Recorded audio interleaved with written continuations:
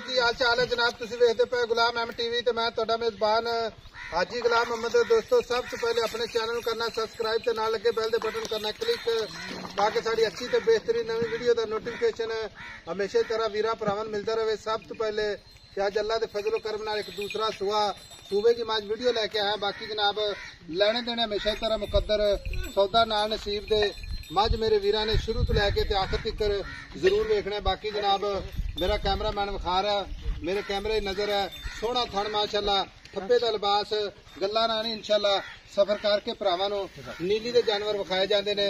थण माशाअल्लाह बड़ा जनाब आला क्वालिटी का पूरा मुठ मुड़दा थण जिवें जनाब रसगुल्ला लग्या। बाकी जनाब थणा दी विरल हाल जनाब चारे थण माशाअल्लाह चौ नुकरां दे लगे ने। बाकी एक हड्डी माशाअल्लाह खुड्डा पुट्ठा टाक कैमरे ही नजर है अगों मज नीवी पिछों उच्ची जनाब पद्धर जगह ते मज खड़ी है।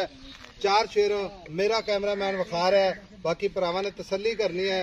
थण माशाअल्लाह लाजवाब पूरा जनाब तुन्नी तो लैके ते सार तक हवाना ओना हवाना अगे ओना ही जनाब पिछे माशाअल्लाह निक्की निक्की सिंगी माशाअल्लाह कन्नी लम्मी।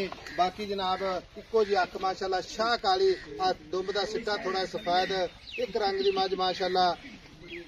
बाकी सारिया गल्लां मालक तो सांझियां लवांगे। किन्ने दिन लैंदी है किन्ना मालक मुल करदा है। अस्सलाम वालेकुम जी। वालेकुम सलाम हाजी साहब। भाई अल्लाह तक की हाल है? ठीक ठाक शुक्र है मौला दी जात दा लख लख शुक्र है। भाई अल्लाह तक सब तो पहले दसना मज सुआ किनवा सुवेगी? हाजी साहब दूसरा वारा हुण सुंदी दूसरा वारा हुण सुवेगी ते किन्ने दिन लैंदी है? बस ये 2 दे कड्डे 4 दे कड्डे 2-4 दिन हां जी 2-4 ते सुआ दसना ही दूसरा सुवेगी प्योर दूसरा प्योर दूसरा हां जी। भाई अल्लाह तक मज अपनी गब्बन खड़ी है ठीक है बिल्कुल सून वास्ते तैयारी है जी बिल्कुल थोड़ा दी अपनी गारंटी वादा काटा छट्टा फारा सारा अपनी जिम्मेवारी पूरी जिम्मेवारी पूरे जिम्मेवारी मां थानी माशाल्लाह बड़ा ओलोकार लगो अल्लाह ताला ने लाया वखरा लगे अल्लाह वखरा हां वखरा वखरा मां पूरी नीली दी पूरी प्योर नीली रेशम कपड़े वर्गी हां जी हां जी ठीक हो गया।